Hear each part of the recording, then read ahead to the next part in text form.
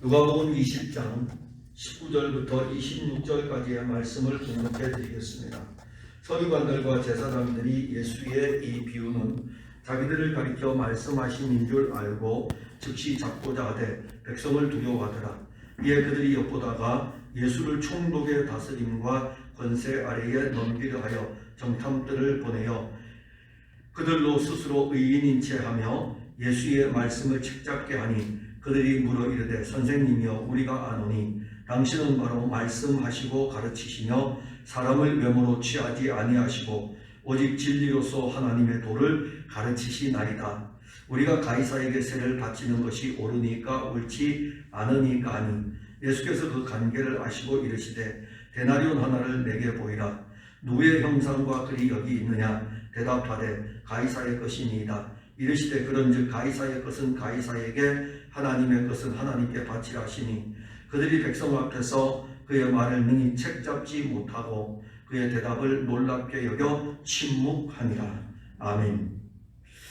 예수님께서 예루살렘 성전에서 말씀을 가르치시고 복음을 전할 때에 서기관들과 대제사장들도 함께 있었습니다. 사실 지금 예수님의 이 사역이 공생의 사역의 마지막이죠. 예루살렘에서 이 일들이 일어나고 나면은 곧 이어서 예수님은 예루살렘에서 체포가 되어 가지고 그리고 십자가에서 달려 죽게 됩니다. 어떤 면에서 보게 되면은 지금 이 예수님의 사역이 막바지로 향하고 있기 때문에 성전에 예수님이 와서 성전에서 말씀을 가르치고 복음을 전할 때에 서기관들과 대제사장들의 반응을 누가는 기록을 한 거예요. 앞에는 모릅니다. 예수님이 한 번만 예루살렘 올라간 것이 아니라 여러 번 올라갔거든요. 그런데 그때는 기록을 잘 안 했어요. 자세하게 기록을 안 했습니다. 그런데 이 마지막으로 올라갔을 때는 아주 자세하게 기록을 해요. 그래서 예수님이 성전에서 백성들에게 말씀을 가르치고 그리고 복음을 전할 때에 서기관들과 제사장들이 그 말씀을 들을 수 있도록 한 것입니다. 들을 수 있도록. 근데 그때에 이 서기관들과 대제사장들의 반응이 이제 중요하죠. 그들은 과연 어떤 반응을 보였을까? 굉장히 도전적인 반응을 보였습니다. 왜 그들이 도전적인 반응을 보이냐면은 예수님이 하시는 이 말씀이 자기들을 향한 말씀인 것을 아는 거예요. 근데 중요한 건 자기들을 향한 말씀인 것을 알매도 불구하고 그 말씀을 거역하고 그 말씀을 책잡고자 하는 것을 오늘 우리가 볼 수 있습니다. 사실 설교라는 것이 바로 그런 것입니다. 즉 예수님의 설교는 듣는 사람들에게 반응을 일으켰습니다. 19절에 보면 서기관들과 대제사장들이 예수의 이 비유는 자기들을 가리켜 말씀하신 줄 알고, 성전에서 말씀을 가르치는 예수님의 말씀을 서기관들과 제사장들이 듣고 있었고, 그리고 예수님의 설교가 포도원 농부의 비유를 통해서 하나님의 아들을, 농부의 이 주인의 아들을 거절하는 것에 대한 비유를 말씀을 했습니다. 이 비유를 통해서 예수님은 분명히 증거하는 것은 지금 당신이 하나님의 아들이잖아요. 그래서 이 하나님의 아들로 왔는데 하나님의 아들을 거절하는 것에 대한 비유의 내용입니다. 근데 그 설교를요, 이 비유를 대서기관과 대제사장들이 알아들었다는 것입니다. 이 비유를 원래 풀어줘야 되거든요. 근데 풀어주기도 전에 이 말씀이 자기들을 향한 설교인 것을 서기관과 대제사장들은 알았습니다. 자, 그러면 그들은, 대제사장들과 서기관들은 설교가 자기들을 향한 설교였다면 어떻게 반응을 보여야 될까요? 아멘 해야 되겠죠. 아니, 설교를 들을 때 아멘 해야죠. 이 말씀이 자기들을 향한 설교였다면 아멘하고 화답하고, 그리고 자기들을 향한 설교, 즉 주인의 아들을 죽인 것에 대해서 들을 때에, 그 말씀을 들을 때에 우리구나 라고 하면서 회개하는 일들이 일어나야 되는데 오히려 예수님 말씀을 들으면서 우리들을 향한 말씀이네. 근데 그걸 알면서 그들의 마음이 더욱더 강팍해졌습니다. 참 무서운 거예요. 그러니까 오늘날 목회자들이 강팍해요. 신학생들이 강팍하고. 왜냐하면 다 알고 있기 때문에. 다 알고 있기 때문에 오히려 더 강팍해질 수가 있어요. 오히려 그 신앙생활을 처음 하고 이제 막 말씀을 알고자 하는 사람들에게는 이런 말씀이 이런 것이구나 하면서 쭉 마치 스폰지가 물을 흡수하듯이 그렇게 흡수하는데, 그래서 설교하기 제일 어려운 부류가 누구냐면은 목회자와 신학생입니다. 정말 어려워요. 목회자들은 설교를 더 잘 들을 것 같죠. 저를 봐도 잘 안 들어요. 저를 봐도 더 잘 안 들고, 신학생들은 앉아서, 우리 변동성 저 뒤에 앉아있지만 신학생들은 앉아서 이게 신학적으로 맞냐 안 맞냐 평가하고 그래요. 되게 어려운 거예요. 저도 신학교에 가서 이렇게 설교를 해보는데 엄청 어려워요.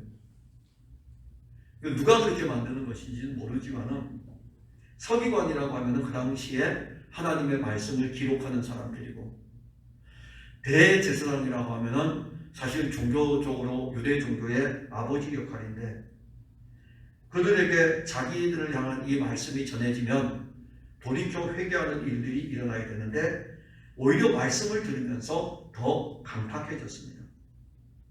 근데 이것은 예수님이 전할 때만 일어나는 것이 아닙니다. 사도들이 예수님이 승천하시고 난 다음에 오순절에 성령이 강림합니다.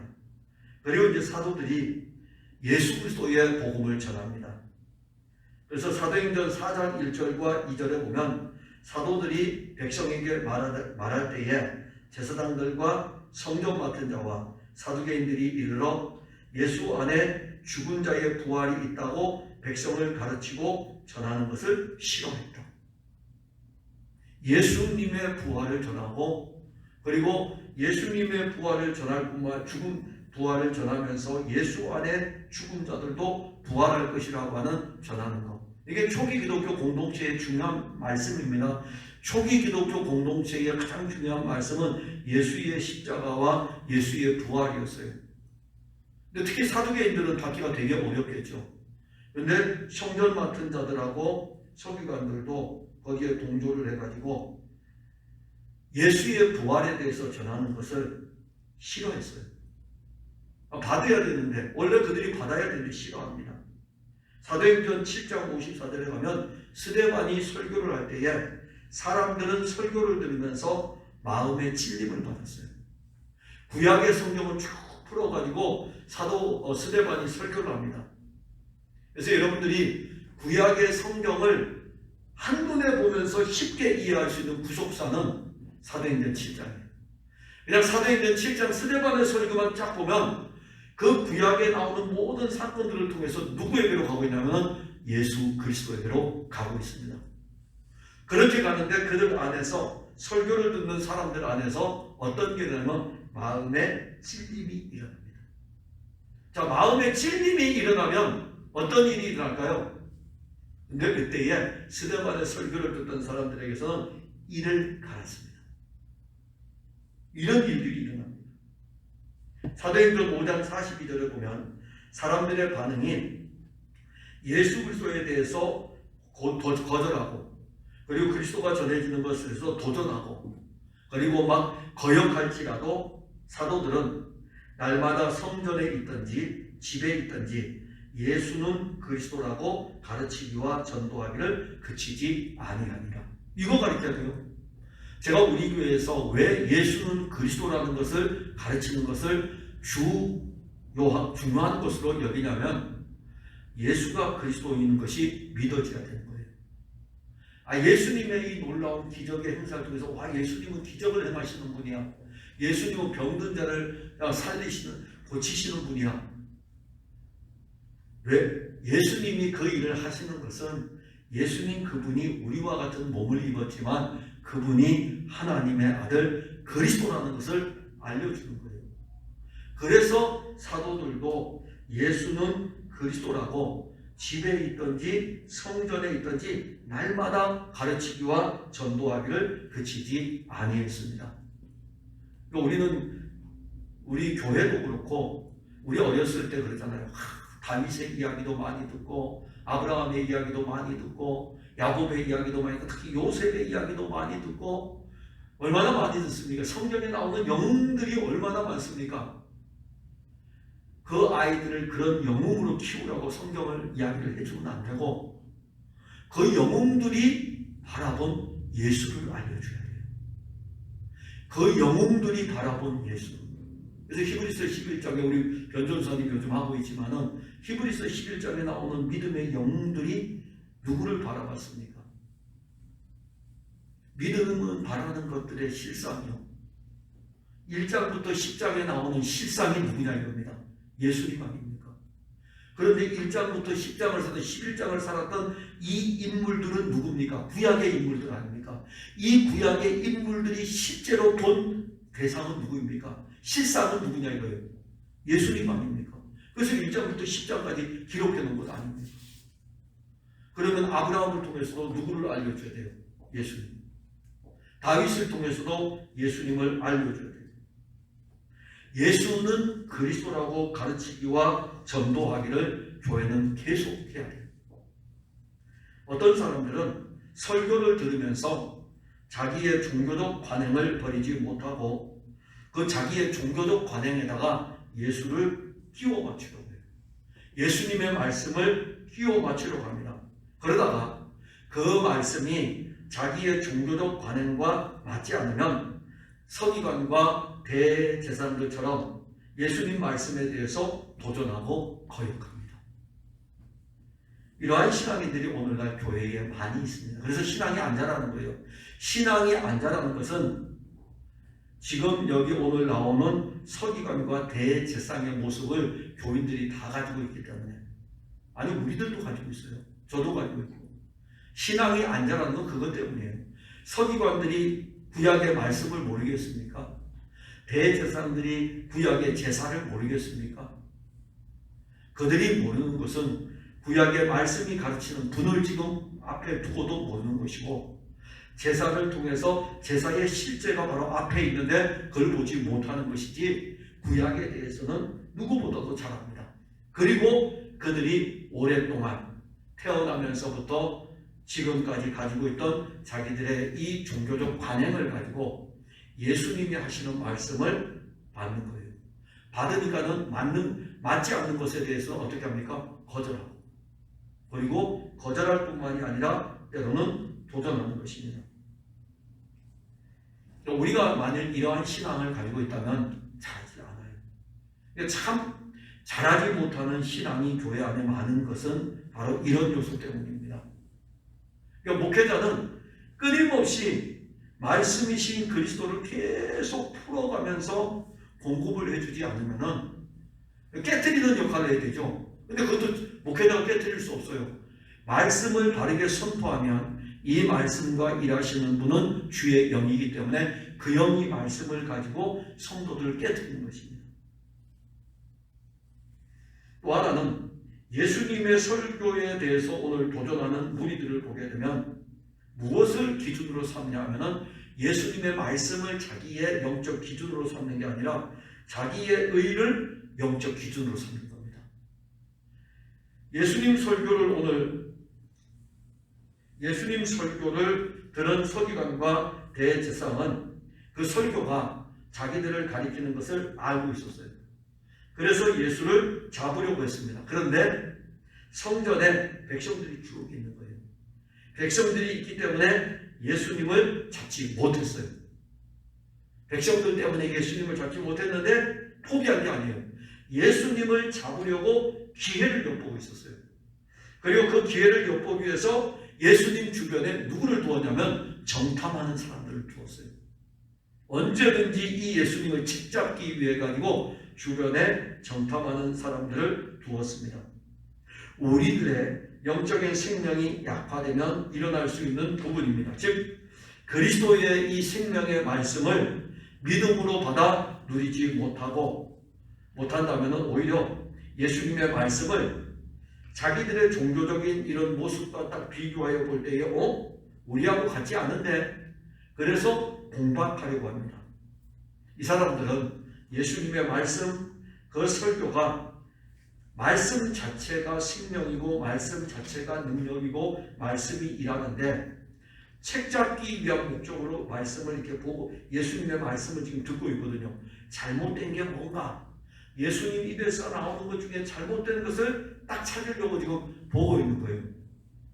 교회를 다니는 사람들이, 그러니까 목회자들이 왜 신학에 대한 지식은 있고 예수님에 대해서 많이 알지만은 그 많이 아는 지식이 신앙의 장성한 분량은 아닙니다. 장성한 분량은 아니에요. 그래서 여러분들도 저를 보고 신학적으로 많이 알고 있기 때문에 우리 목사님은 신앙이 장성해서 그렇게 생각하시면 안 됩니다. 신앙의 장성한 분량은 사랑입니다.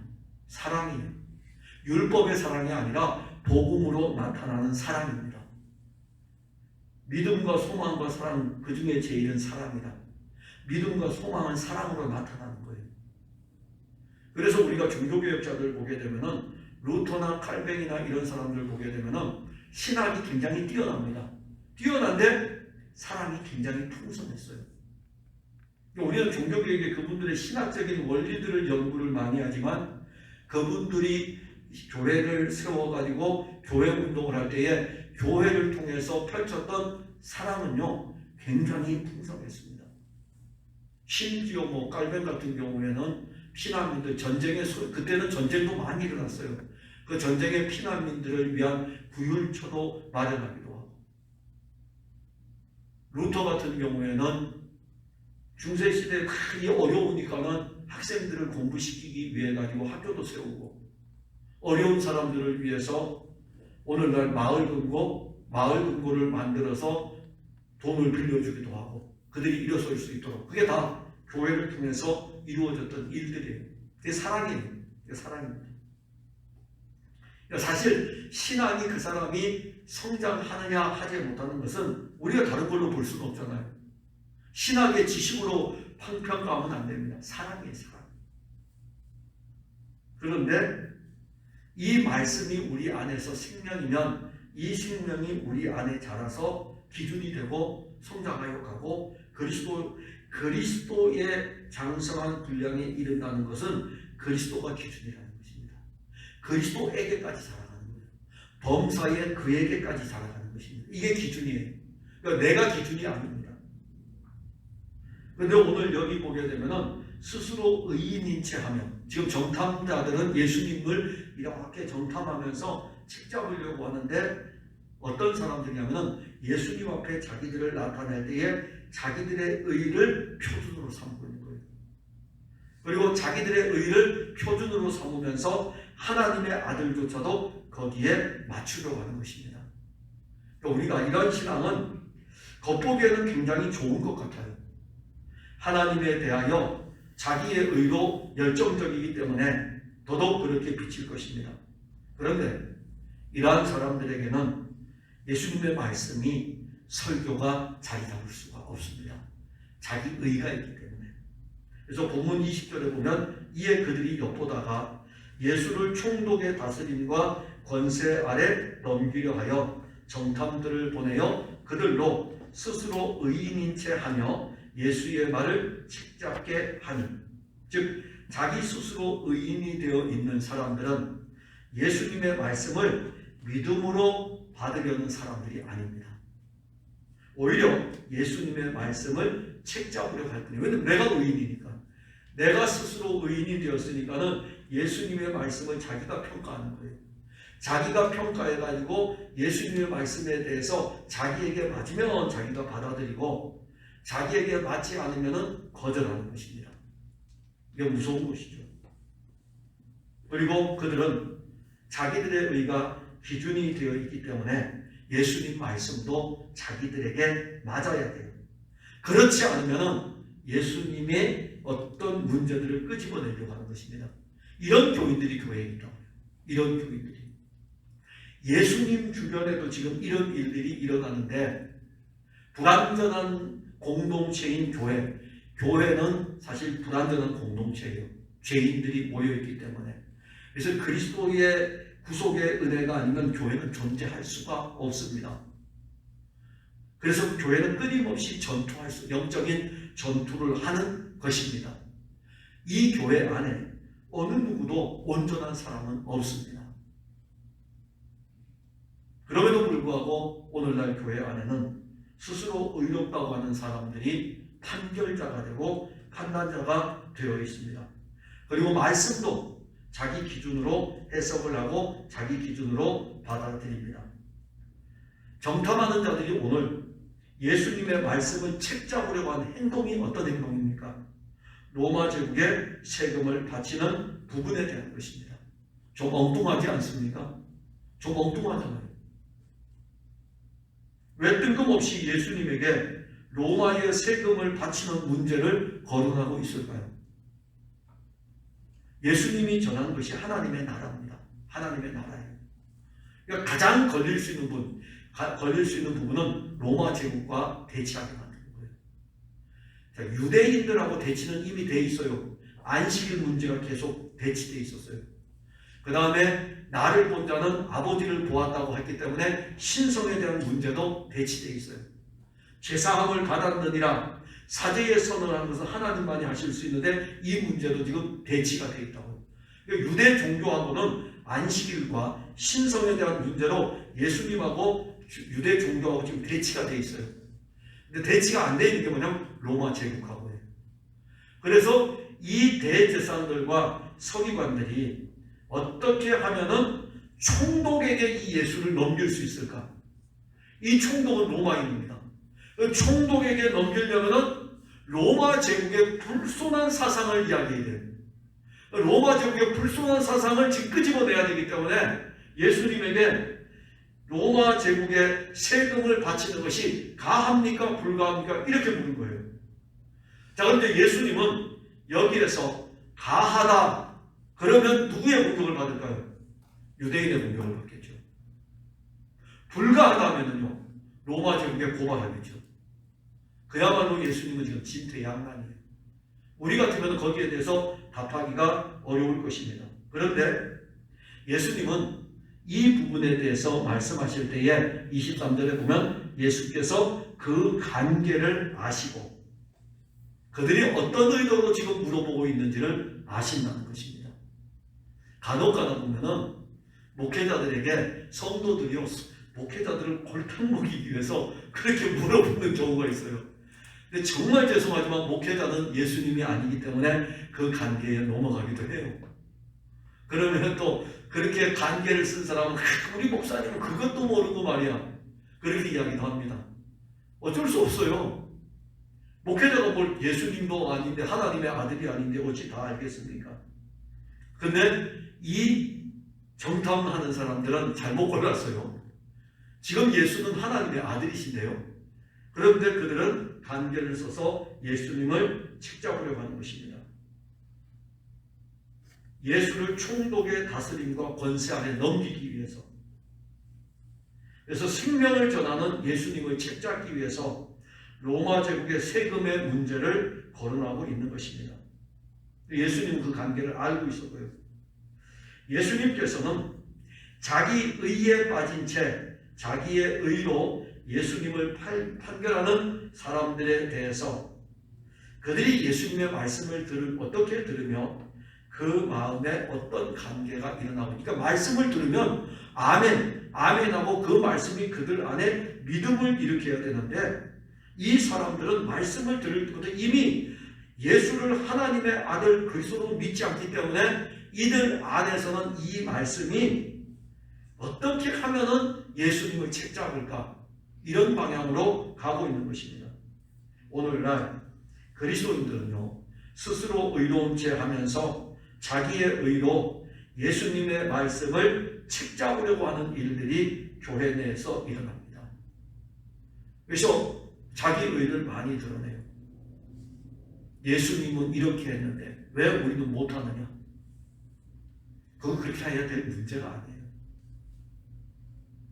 그냥 다른 사람 비교할 필요 없고 말씀이 그 사람에게 일하면 그 사람 일하면 되지 이 사람이 일하는데 일하는 이 사람이 가지고 다른 사람을 위해서 왜 저 사람은 말씀 가지고 일하네? 그렇게 하는 것은 전형적인 자기의에 사로잡힌 사람입니다. 이러한 사람들이 교회 내에 많으면 교회는 시끄럽고 교회는 성장하지를 못합니다. 그런데 교회가 분명히 해야 될 일은 예수님의 말씀으로 생명을 얻는 일들을 일으키는 거예요. 이게 교회가 하는 일이에요. 책 잡으려고 하는 것이 아니고 말씀을 가지고 평가하는 것이 아니라 이 말씀이 교인들 안에서 믿음을 일으키는 것이고 이 말씀이 교인들에게서 생명을 일으키는 것입니다. 그래서 예수님은 자기를 책 잡으려고 하는 정탐꾼들에게 문제에 대한 분명한 답을 주었습니다. 데나리온 하나를 가져오라고 이야기를 합니다. 그래서 이 데나리온이 누구의 것이냐? 그 데나리온에 있는 형상이, 그리고 거기에 로마 제국에 보통 돈을 보게 되면은 황제의 형상이 있습니다. 황제의 형상이 있고 그 주변에는 글이 써 있어요. 이렇게 글이 써 있는데 저도 봤어요. 이렇게 봤는데 우리나라 지금 10원짜리 동전 데나리온, 한 데나리온 그 정도 되는데 조금 10원짜리보다 작은 10원짜리요. 지금 우리가 요즘 새로 나오는 10원짜리 동전이 손톱만, 엄지손톱만 하잖아요. 요거보다 조금 더 커요. 요거보다 조금 더 큰데 거기 보면 황제의 형상이 그려져 있고 그 다음에 이 황제가 누구인지 글이 써 있어요. 그 데나리온. 그래서 예수님이 지금 하시는 말씀이 누구의 형상과 누구의 글이냐 이렇게 물어본 거예요. 당연히 그것은 가이사의 형상이죠. 로마 황제. 가이사는 로마 황제를 지칭하는 용어입니다. 애굽의 왕은 뭐로 부르죠? 바로로 부르고 로마 황제는 가이사로 보편적으로 성경에는 그렇게 표현을 합니다. 그래서 물어봐요. 여기 있는 이 형상이 누구의 형상이고 누구의 글이냐 물으니까는 가이사입니다. 그래? 그러면은 가이사의 것은 가이사에게, 하나님의 것은 하나님께 바치라 이렇게 이야기했어요. 자, 그러면 이제 책 잡으려고 했던 사람들은 어떻게 될까요? 예수님이 하시는 이 말씀에 대해서 지금 단계를 꾸며가지고 예수님을 책 잡아 저 총독에게로 넘겨주려고 지금 다 뽑으면서 지금 보고 있을 거 아니에요. 그들이 무엇이라고 답을 했을까요? 아무 말도 하지를 못했어요. 아무 말도 하지를 못했습니다. 여기까지입니다. 바로 스스로 의로웠다고 하면서 예수님의 말씀을 책잡으려고 하는 사람들은 거기까지예요. 주님 말씀하시면 아무것도 못해요. 주님이 말씀하시면 책잡으려고 하는 사람들 입에서 나오는 것은 아무것도 없습니다. 침묵뿐입니다. 더 이상 없어요. 교회 안에 스스로 의로운 채 하는 사람들은 바로 여기까지입니다. 그 이상 나갈 수가 없어요. 굉장히 똑똑한 것 같고 굉장히 열심히 있는 것 같지만은 주님의 말씀이 선포되면 거기까지입니다. 자기들의 주장을 펼치다가도 예수님의 말씀 앞에 침묵할 뿐입니다.